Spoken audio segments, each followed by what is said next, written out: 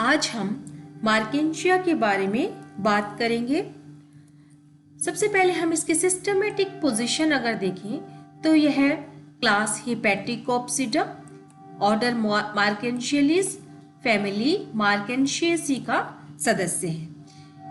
Class हेपेटिकोप्सिडा का सदस्य होने के नाते इसमें प्लांट बॉडी या तो थैलस होगी या लीफी या पर्निल होगी।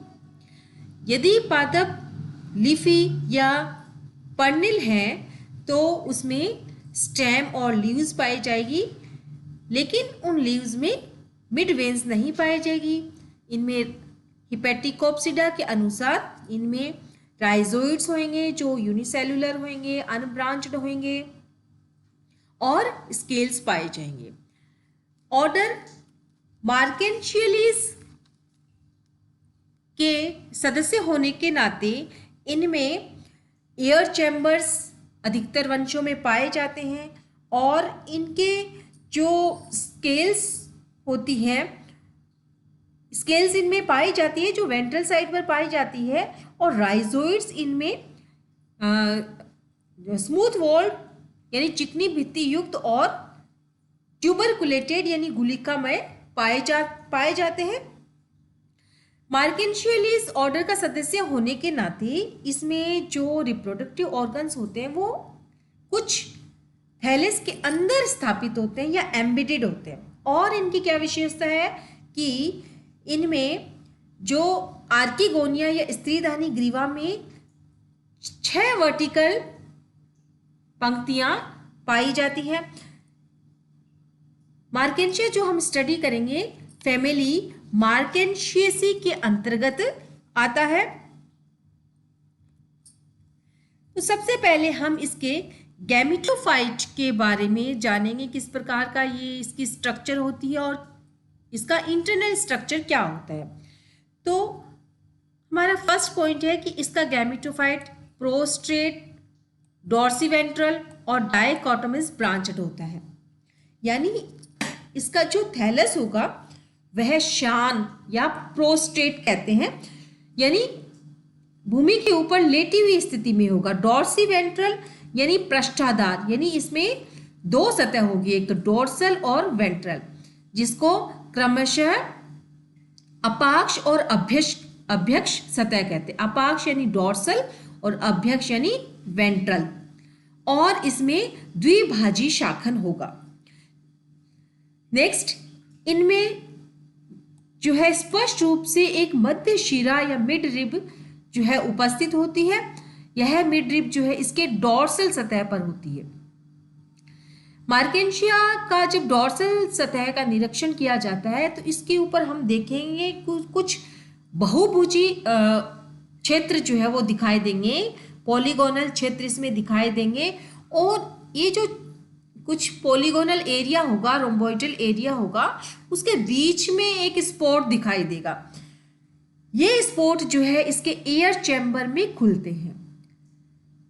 नेक्स्ट, इसकी विशेषता है कि इसके डॉर्सल सतह पर कुछ गैमा कप्स पाए जाते हैं, और गैमा कप्स इसमें रिप्रोडक्टिव स्ट्रक्चर के रूप में कार्य करते हैं।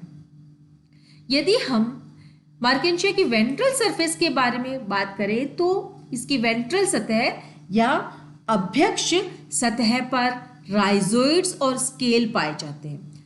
ये राइजोइड्स और स्केल इसके मिड रिब यानी मध्य शिरा के दोनों ओर पाए जाते हैं।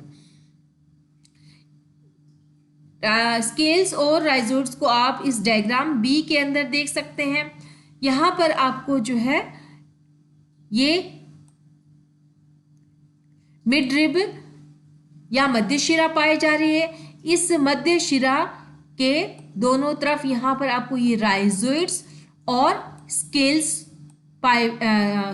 जो है वो दिखाई दे रहे हैं। इनमें जो राइजोइड्स होते हैं वो कलरलेस यानी रंगहीन और एक कोशिकीय राइजोइड्स इसमें पाए जाते हैं।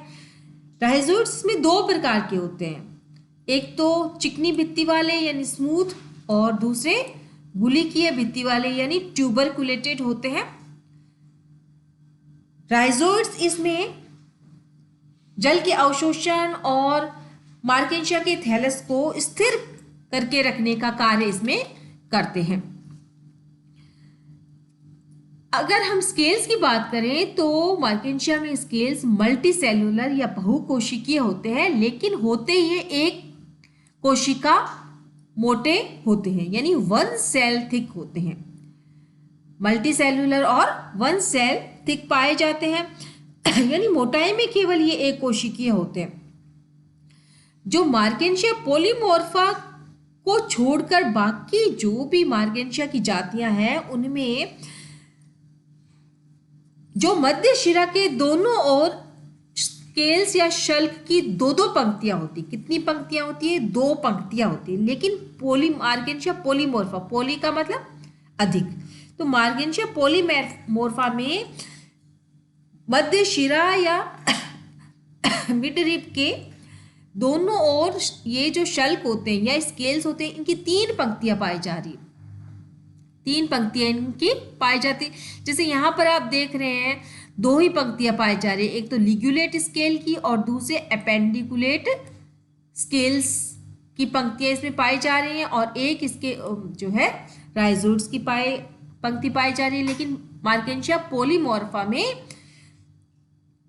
दोनों साइड में तीन तीन पंक्तियां पाई जाती है।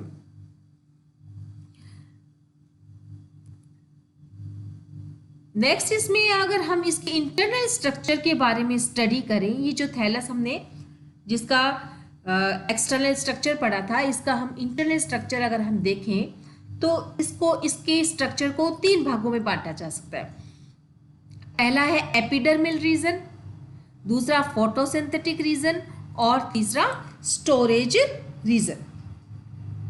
सबसे पहले हम एपिडर्मल रीजन की बात करें तो एपिडर्मिस कितनी होगी? दो होगी, एक तो ऊपर वाली और एक नीचे की तरफ लोअर एपिडर्मिस कहते हैं। Upper epidermis has barrel shaped air pores that open into air chamber. जो अपर एपिडर्मिस या ऊपर वाली जो एपिडर्मिस होती है उसमें हमने जैसे बात की थी एयर पोर्स पाए जाते हैं, और ये एयर पोर किस में ओपन करते हैं? एयर चैम्बर में। जैसे इस डायग्राम में देखिए ये एयर पोर पाया जा रहा है और ये एयर पोर किस में खुलता है? इसके एयर चैम्बर में खुलता है। तो अपर एपिडर्मिस की यही विशेषता रहेगी। The lower most layer of the storage region form the lower epidermis and give rise to rhizoids and scales. Lower epidermis पर दो प्रकार की स्ट्रक्चर पाई जाएगी, एक तो राइजोइड्स और दूसरा स्केल्स। दूसरा इसके रीजन है फोटोसिंथेटिक रीजन। कौन सा होगा? Upper epidermis is followed by a large number of air chambers separated from each other by a single layered partition wall। जो अपर एपिडर्मिस जो है उसके नीचे का ये जो भाग होता है इसको प्रकाश संश्लेषी रीजन या फोटोसिंथेटिक रीजन कहते हैं। इस रीजन में कुछ इसके चैम्बर्स पाए जाते हैं और प्रत्येक जो चैम्बर होगा वो एक पार्टीशन वॉल, और उस पार्टीशन वॉल में केवल एक कोशिका मोटी भित्ति पाई जाएगी। उस पार्टीशन वॉल के द्वारा ये सेपरेटेड रहते हैं और एयर चैम्बर में बहुत संख्या में इसमें फिलामेंट्स पाए जाते हैं, और इन फिलामेंट्स को क्या कहते हैं? फोटोसिंथेटिक फिलामेंट कहते हैं। और ये फिलामेंट ब्रांच्ड होते हैं। जैसे कि आप देख रहे हैं ये एयर चैम्बर है और इस एयर चैम्बर में ये फिलामेंट्स पाए जा रहे हैं जो कि कैसे है? ब्रांच्ड है। और ये एयर चैम्बर बाहर की तरफ एयर पोर के द्वारा खुलते हैं, जो इसकी अपर एपिडर्मिस पर पॉलीगोनल क्षेत्रों के बीच में ब्लैक स्पॉट के रूप में एयर पोर इसका दिखाई देता है। थर्ड इसका रीजन रहेगा स्टोरेज रीजन, जो इसके फोटोसिंथेटिक रीजन और लोअर एपिडर्मिस के बीच का भाग है। इसमें पैरेन्काइमेटस सेल्स होती है, लेकिन इनमें किसी प्रकार का क्लोरोप्लास्ट इनमें नहीं पाया जाता, ये सेल्स जो है स्टार्च को स्टोर करके रखती है। कुछ सेल्स के अंदर इसमें म्यूसिलेज भी पाया जाता है और इस रीजन के सबसे निचली जो लेयर होती है उसको लोअर एपिडर्मिस कहते हैं। नेक्स्ट हम बात करते हैं इसमें रिप्रोडक्शन के बारे में। तो मार्केंशिया में मुख्य रूप से सेक्सुअल रिप्रोडक्शन पाया जाता है, लेकिन इसमें गैमा के द्वारा रिप्रोडक्शन भी महत्वपूर्ण है। गैमा के द्वारा जो रिप्रोडक्शन होता है वो स्ट्रक्चर यानी गैमा एक गैमा कप के भीतर पाई जाती है। जैसे कि आप डायग्राम इसके अंदर ए डायग्राम में आप देख सकते हैं, ये गैमा कप दिखाई देता है जिसकी मार्जिन जो है कुछ फ्रिंज्ड होती है, यानी कुछ इसमें झालरदार इसकी मार्जिन इसमें पाई जाती है और इसके भीतर आपको ये गैमा दिखाई देते हैं। ये गैमा कप जो है इसकी डोर्सल सतह पर होते हैं और गैमा कप जो मिड वेन के साथ साथ पंक्तियों में लगी रहती है।